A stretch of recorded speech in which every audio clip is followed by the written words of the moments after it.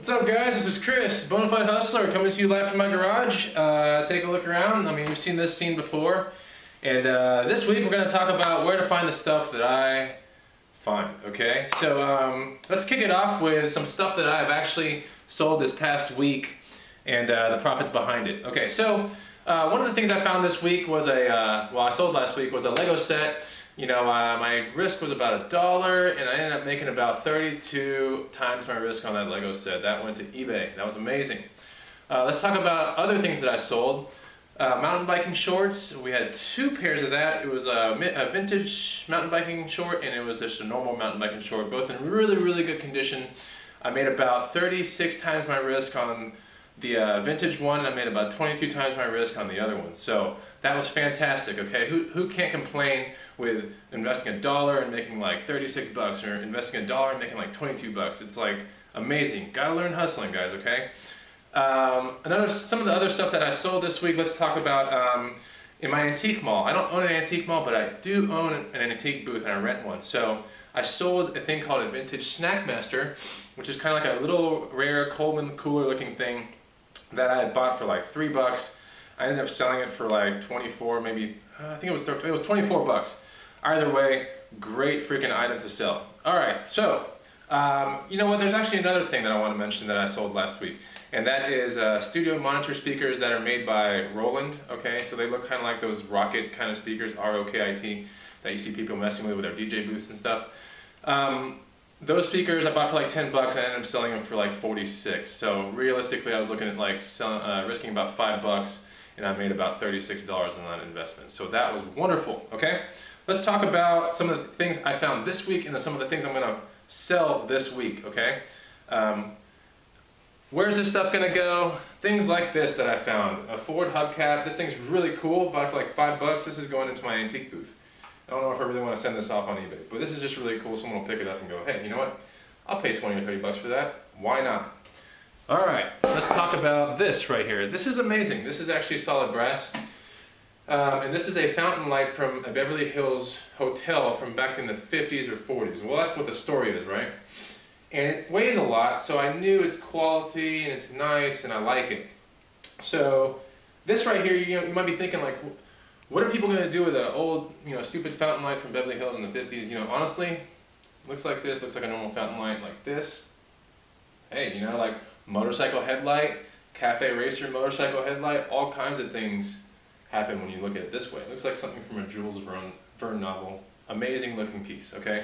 So I bought it for 20 bucks. I expect to sell this thing, if I actually want to sell this thing, for like 100 bucks or so.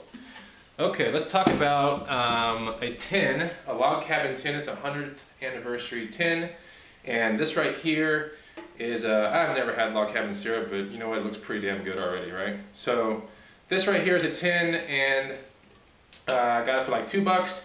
I expect to sell it for about 20 bucks or so in my antique mall. Amazing. Okay, let's talk about something. Anytime you buy things in bulk, such as fishing lures, vintage fishing lures, there's the high propensity, or I guess tendency, to make a lot of money when you buy something in bulk. And a lot of the times the way I like to get into these like bulk things is, you as a customer look at this and you ask the person selling it going, hey, you know what, how much for the entire thing? I don't have time to look through this thing today. How much for the entire thing? Best cash offer you got. And they tell you usually a really good cash offer, and you take it or you just talk it down. But either way, each one of these should be sorted out, individually researched, and I will surely make over the $10 that I spent on this thing right here, which is amazing. Okay, and last but not least, let's talk about this right here. This is a vintage Sony advertising sign from back in the day, probably late 90s or something, but this is really cool. And when it turns on, it turns green and fades to blue, and it scrolls across. There's a motor back there with a belt. It's pretty awesome. So I like this thing. I don't know if I'm going to sell it, but either way, bought it for like, I think 10 bucks. It's probably worth like 40 to 50 bucks. And I will show you this right here. It's another thing that I found, probably from the 70s and 80s. It's a motorcycle gas tank. It's kind of screwed up. It's got some dents here and there, but you know what? Someone's going to like this thing, and someone's going to buy it for more than what I spent on it, which was about $5. So there you go. That's what this is the kind of stuff that I sell. Okay. So let's talk about where to find this stuff. So one of the main questions I get is like, how do you find all this crap and where do you go? Okay, so first place to go that everyone should get accustomed to in their own hometowns are thrift stores. Thrift stores are really amazing because, you know, they have like colored tag days and 50% off this days, and if you got a student ID, you can do like 30% off. Got to go to these thrift stores on the days that they have the big discounts. And plus, if you go to thrift stores frequently on a regular schedule, you'll start finding a lot of really good things to buy. Okay, so what do these thrift stores look like? Goodwills, Salvation Armies. I've been to other towns where Habitat for Humanity has like thrift stores, and then any local thrift store is really fair game, okay, for a hustler. Other places that I go to, pawn shops. Pawn shops are amazing, but it takes a little bit more hustling skill to get a pawn shop done, right? I really like to deal with like bikes and guitars when I get to pawn shops because I understand like how the products end up, you know, on the storefront and the cycles behind it. But I go in depth on pawn shops in my book. That'll be coming out soon. But pawn shops are really cool places to find high quality items, okay? I'm just really good at guitars and bikes, so that's kind of like my forte when it comes to like a pawn shop. What else do I go to? Obviously I go to garage and estate sales. I've mentioned this in previous videos. I go in depth in the book about how to do that because people at garage sales and estate sales are really looking to liquidate their merchandise. So you can really talk people down to get the price down here, because let's face it, man, like prime hustling tactic number one is you've got to get the product for as low as you can get it, because the time to make your money isn't when you sell it, it's when you buy the product, okay? So if you have really good negotiating skills and you know when to get the product, or you go on color-coded days to a thrift store, you get that product here, okay? Because you're gonna end up selling it for here, all right? You see what I'm saying? So always look to buying your product at the lowest amount possible, okay? Buy low, sell high, and I know it's, you know, it's trivial, but honestly, you really have to work hard at it because you'll make all your money when you buy that product. Okay, and then there's also like swap markets and flea markets. These places are cool. Gotta go to them and just research them because 200 to 500 vendors easily at a flea market. They could be at distant towns, you know, but hey, invest that 30 minutes, maybe an hour, go out there and come back with a lot of stuff, right? That's the most important thing. You want to come back with a lot of stuff versus the gas mileage you put out to get out there and back. All right, so let's talk about the item of the day. Item of the day today is vintage.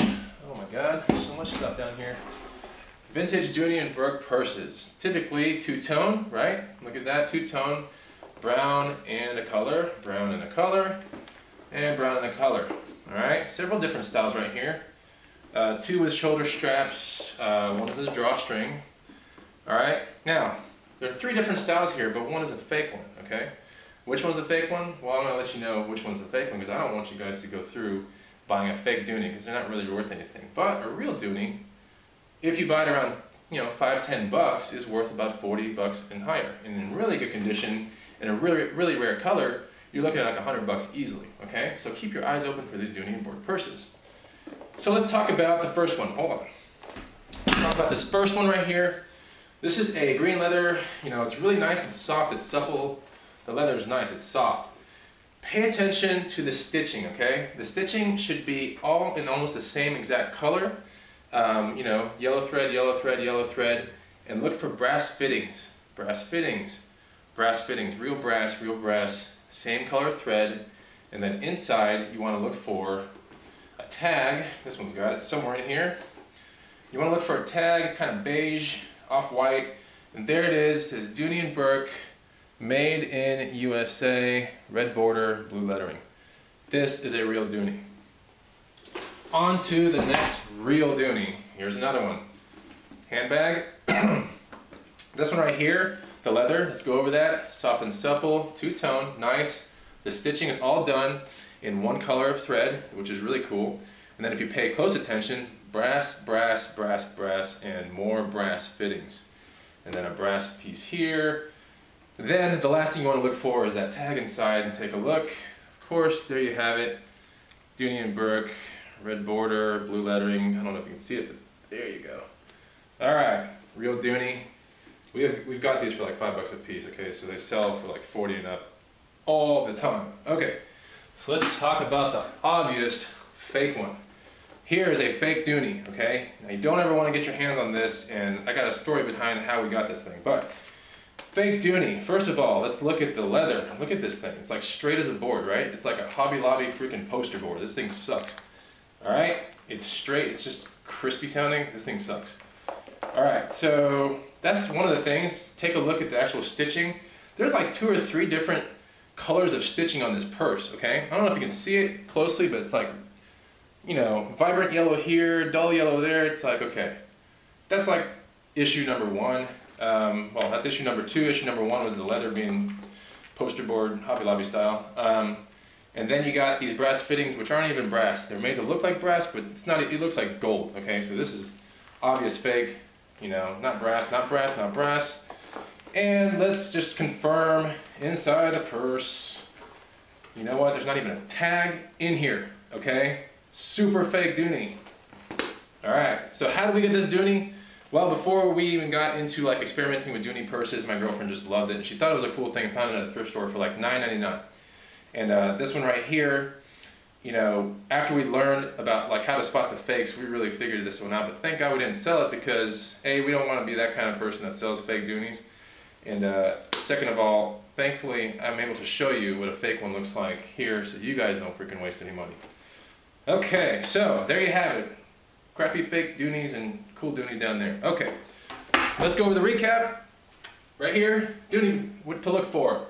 Two-tone, supple leather and brass pieces, and then that tag inside. The fakes won't have that same color stitching. The fakes won't have real brass. The fakes won't have even an inner tag, and sometimes the inner tag says like made in China and it looks like crap.